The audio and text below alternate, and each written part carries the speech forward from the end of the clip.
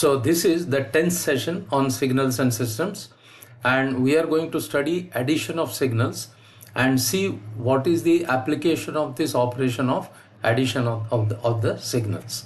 That is what we are going to study. All right, so let us start. Now equations are fairly straightforward. So let us look at both the equations, one for continuous time and the other for discrete time. So zt is equal to xt plus yt. So xt is one signal, continuous time signal, yt is another. We add both of them and we obtain zt. What about the discrete? Again similar. The difference is that now your independent variable is an integer and is denoted by n. So zn is written as xn plus yn. So let us quickly see the example of a discrete one, which is easy, and then later on we'll look at the continuous time. So let us take a specific numerical example. Let's say x contains these 5 samples, 1, 2, 3, 4, 3 and so on. This could have been any other 5 numbers as well. And let's say these are the y samples. And let us assume that for both of them the sample index is aligned. That means n equal to 0, x is 1 and y is minus 1. N equal to 1, this is 2 and this is 4 and so on. So we are assuming that the sample index is aligned for both these sequences, and in later sessions we shall see how to take care when they are not aligned, but right now we are assuming that they are aligned. Okay, then the addition is easy. You just add the corresponding sample values. So 1 minus 1 you will get 0, 2 plus 4 you will get 6, 3 plus 2 you will get 5, and similarly 5 plus 4 9 and 3 minus 3 0. So fairly straightforward addition operation for the discrete signals. Now for continuous time, what we are going to do is to look at some of the waveforms which are piecewise linear and try to solve it analytically. So let me show you one example. So let's say that our xt is given in this fashion, piecewise linear signal. So between t equal to minus 3 to minus 1, it is increasing with a positive slope, and this is the line. Then it remains constant, and then this line has a negative slope. Similarly, signal y, here it is constant, here it decreases, that means it has a negative slope, and again it has a positive slope here.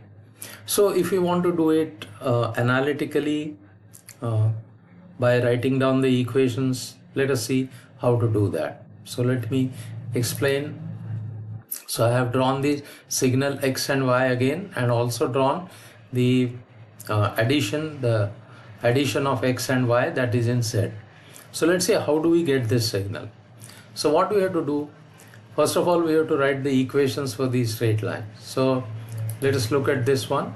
It's easy to see that this line has a positive slope, so that is plus 0.5. You can see here the height is 1, this is 0, this is 1, so this is 1, and then the base is from minus 3 to minus 1, so the base value is 2, so the slope is 1 by 2, that is 0.5, and constant is 1.5, as you can verify. For example, t is equal to minus 1, then this will be minus 0.5, so 1.5 minus 0.5, that will give you 1. So usual, when the 2 points on the straight lines are known, you can always find out the slope and you can always find out the intercept. Alright, so that is the equation for this line. For this, it is simplicity itself, that is x equal to 1. It is simply constant. And here this equation is similar to this. You can see that the height is same and the base length is also same. This is 2, but the difference is that this slope is negative. So you get a similar equation but with a negative slope. So x equal to minus 0.5t plus 1.5. Alright, so we have written down the equations for these straight lines for the signal x. Next what we do is we write the equation for the straight lines for signal y. So this is simple again, y equal to 1. This must have a negative slope, and what is the slope? Height is 1, and what is the base height? the base length, so that is from -2 to +2, so that is 4, so that is 1 by 4 with a slope of -0.25. So minus 0.25 t plus 0.5, this is the intercept.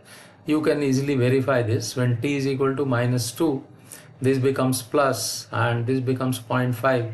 So plus 0.5, 0.5 plus 0.5 will be equal to 1 at t equal to 2. So this is the equation for this line. This line, as you can see, has a positive slope, and this is t minus 2. You can see that the slope is unity because this height is 1 again. Note 0 to 1, and the base here is 1 itself. So the slope is unity, and the intercept is 2 because you can see when t is equal to 2, this is equal to 0. This is what you get. So these are the equations. So now what you have to do? Choose the corresponding ranges in which the equations for the graph for both the variables, equations are same. That means y equal to 1 is the equation between, say, -3 and -2. During this time, between -3 and -2, x has the equation which is given by this. So what you have to do is to simply add these two.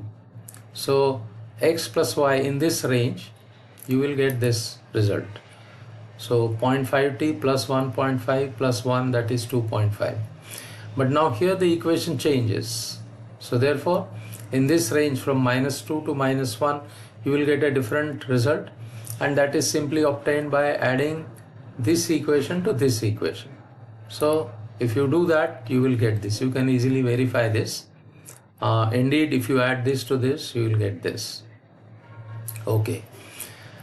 Then between 1 and 2, so notice that this equation is applicable in this range. Then from this range, -1 to +1, x is constant, and this is given by this. So the summation of this and this will give you the equation for this.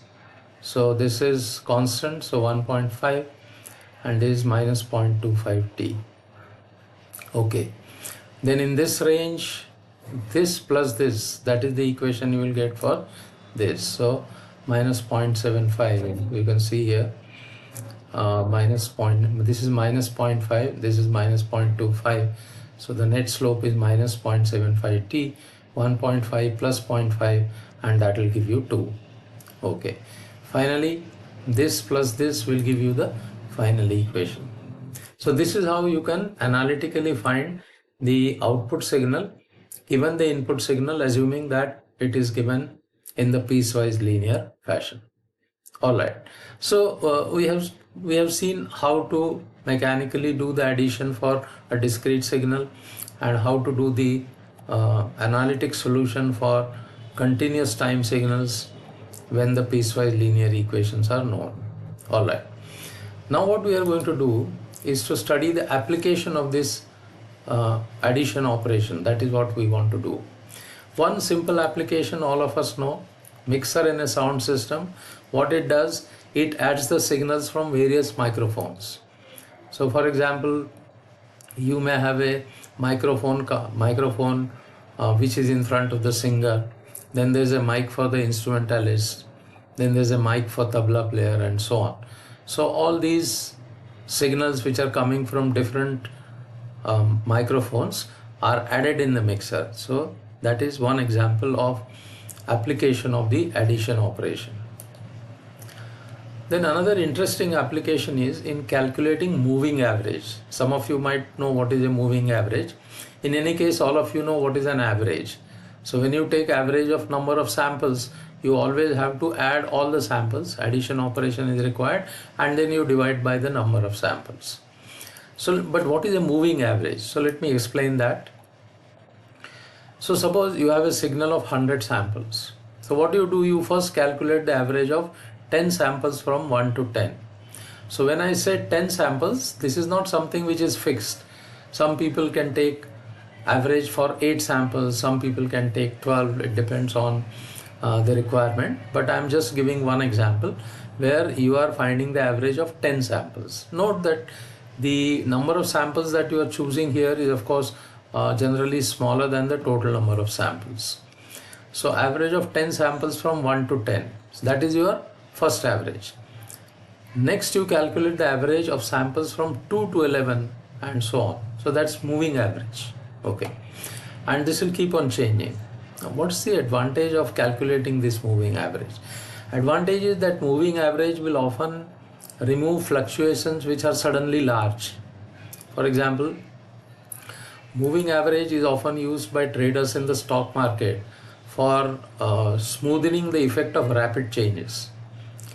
Imagine something like this. Suppose you take the average of 10 samples and most of them are close to one another, but there is a jump in one of the samples suddenly. So if you take the average of these, the effect of this jump is going to be much less than if you take each sample separately. So the effect is reduced, and by plotting the moving average, the traders will get the underlying trend, whether it is bullish or bearish and so on. Okay, so this is one application of the moving average. But closer to our heart, we would like to know the application in the engineering field, in the technical field. So very often, whether you are processing a signal which is received from a communication channel or from a transducer or in any other case, typical situation is that you have your desired signal, but always some noise will be added. So this noise may be generated by the thermal noise in the resistor, or it may come from some external source, whatever it is. Generally, the input that you are going to process will contain not only the desired signal, but also a added signal noise will be there. Now this noise signal will have frequency components everywhere from low to high. So if you have a low frequency signal, and if you want to remove the high frequency components from this, then you can do the moving average operation. This is something like building a low pass filter, and later on we are going to study digital filters in more detail. At that time we'll study this in more detail, but right now understand that if you calculate the moving average, the overall effect is that of building a simple low pass filter. So that will remove the high frequency noise and allow the desired signal to go through. All right. So whatever I have been saying is summarized here. Signal processing is done on the input signal xt or xn, but in most the cases a noise gets added to the signal. This is undesired. So it needs to be studied and its effect reduced. So the noise signal is basically a random signal. So we'll study a random function in the MATLAB and study how to generate the noise, and also then study how to remove it by using the moving average. Okay. So as an example, we'll consider a sine wave to which noise is added, and we want to remove it by using the moving average. So whatever I have said is just summarized here. High frequency component of noise can be removed by using a low pass filter implemented by using moving average. Let me repeat that digital filters we'll study in some detail later on, but right now understand that the moving average operation is somewhat similar to essentially building a low pass filter, which will remove the high frequency noise. All right. So in order to generate the noise part of the signal, we need to study the random function in the MATLAB. So this is one example of that. rand followed by 1, 5. So 1 means 1 row, and for our case this is always going to be 1, and 5 means 5 random samples. That is what it means. But what will it generate? It will generate a vector of random values between 0 and 1. How many? Decided by this number. This can be 5, 10, 20, 50, 100, whatever, 1000, whatever you want. Okay. So when this function is executed, it will generate a vector of random values between 0 and 1, and the number of these values is decided by this number. But since this generates values between 0 and 1, and we may want some other range, so we can do the scaling in this fashion. So we say x equal to a plus b minus a random 1, 5. So let's see what this means. Now we know that this random function will generate values between 0 and 1. So let us look at two extremes. When this is 0, and x is equal to a. So that is one value, that's the minimum value. Then when the random function is equal to 1, this is b minus a, so a will cancel and you will get b. So what it means is, if we use this scaled equation, then we will generate a random number between a and b, and we'll see an application of this in a program that will demonstrate how the high frequency signal is removed from the low frequency sine wave. Okay, so let me show you the output first and then we'll discuss the program. So if you look at the input, this is sine wave with noise, and you can see this is a low frequency wave, but on that you have got high frequency noise. And if you apply the moving average concept to this, then the output that you will get after applying moving average, you will find that the noise is reduced. You get a much cleaner sine wave compared to this. Alright, so the question is how to do this. So let me explain the program for that. This is as usual, clear console, etc. Fs is equal to 1000. Now in this case, the sine wave that I am going to use will have a frequency of 10 Hertz. So I am choosing a sampling frequency which is much larger than that. Okay, 100 times larger. Fs is equal to 1000. So my sampling time is 1 by Fs. So T is equal to 0 Ts to 1. So I'm taking a time period of 1 second, and Ts is my sampling time. Then what I do, I calculate the number of samples in the entire T vector. So n is equal to length of T. Why we do this? Because now we can generate our noise. So n, in this case, what I'm doing is I'm generating noise which has values from minus 0.25 to plus 2.5. So I can write it like this. So how many random numbers are generated? N number. N is his length of T here. And I have already described this to you. This is, mind you, this is b minus a. So your range will be from minus 0.25 to plus 2.5. Then you generate your sine wave which has an amplitude of 1. So note that our noise does not have a very large amplitude. Usually this will be the case, that your signal would be strong, not in all cases, but in many cases signal will generally be strong, but still small amount of noise can still corrupt the signal, not to a great extent, but to an extent we have already seen. So in this case, although my sine wave has an amplitude of 1, the maximum amplitude for the noise I am assuming 0.25, so small compared with the signal. Then what you do, add noise to the signal component. So x is equal to n plus xs. Xs is my sine wave, n is my noise, and x is this. Now what I do, I calculate the moving average. Now for calculating the moving average, you don't have to write a separate piece of code. You have got a function available in the MATLAB which says moving, instead of saying moving average, it simply says move mean. So move mean x20. So what it means is, these are the sample values which are given to this function, and then it takes the moving average of 20 samples. That is what it means. Note that we have large number of samples here, and we are taking 20 to calculate the average. So we now have our signal, we have our noise, we have the noise plus the signal and cleaned signal. So now it's a question of plotting. Plotting we have already studied, so I'll not spend too much time on this. You can just see plot T of x, so that will plot signal plus noise, and then you plot Ty, so that is after doing calculating the moving average, so you'll get a clean signal. So this is what you will get.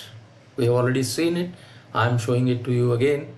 This is signal plus noise, and this is the output with the noise reduced.